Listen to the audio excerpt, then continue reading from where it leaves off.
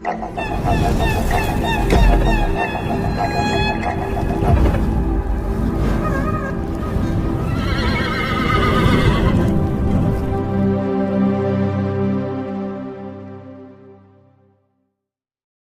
కథానాయకుడిగా నటిస్తోన్న pan India చిత్రం కల్కి 2898 ఇప్పటికే రిలీజ్ తేదీని ప్రకటించిన సంగతి తెలిసిందే.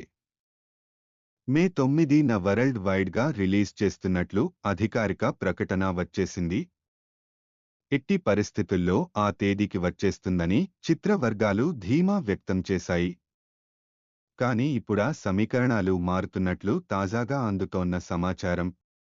అధికారిక పార్టీ కూడా మొన్నటి నుంచి ప్రచారం మొదలు పెట్టేసింది. ఇప్పుడు జనాలంతా ఆ పార్టీల వెనుకే కనిపిస్తున్నారు.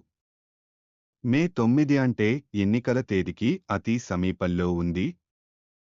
ఆ సమయంలో సినిమా రిలీజ్ అన్నది సరైన సమయం కాదని తాజాగా చిత్ర వర్గాల్లో చర్చకొచ్చిందిట. ప్రేక్షకులంతా ఎన్నికల హడావుడిలో ఉంటారు. అప్పుడు రిలీజ్ చేస్తే ప్రేక్షకులు థియేటర్కి వచ్చి చూసే సన్నివేశం ఉంటుందా?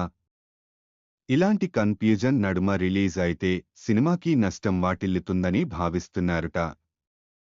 దీంతో రిలీజ్ తేదీ మార్చే ప్లాన్లో ఉన్నట్లు సమాచారం. ఇప్పటికే ఈ విషయం డిస్ట్రిబ్యూటర్లు అందరికీ చెవిన వేసినట్లు తెలిసింది.